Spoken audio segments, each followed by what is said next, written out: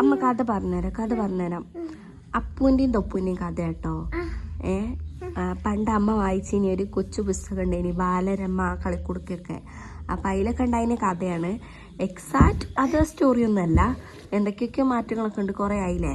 അപ്പം ഞാൻ പറയട്ടെ. അപ്പം അപ്പവും തൊപ്പും കൂട്ടുകാരാട്ടോ.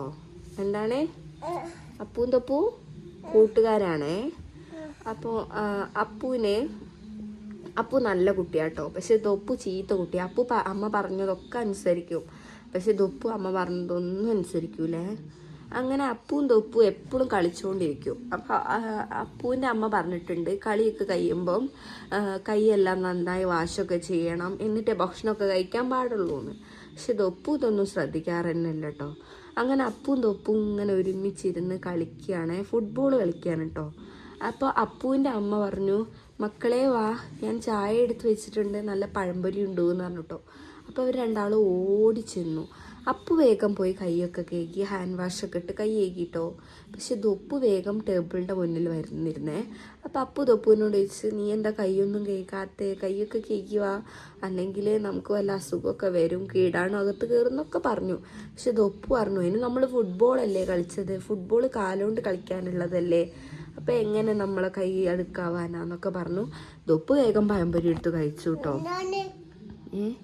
അങ്ങനെ പിന്നെ പിറ്റേ ദിവസം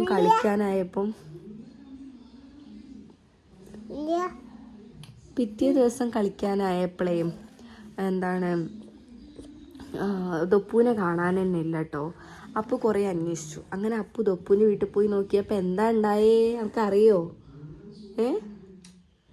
എന്താ ഉണ്ടായേ അറിയോ? എന്താ? തൊപ്പൂന് പനി പിടിച്ചു, ജലദോഷം പിടിച്ചു. തൊപ്പൂൻ്റെ വായലേ കീടാണു കയറി, പറഞ്ഞതൊന്നും കേൾക്കാഞ്ഞിട്ടേ.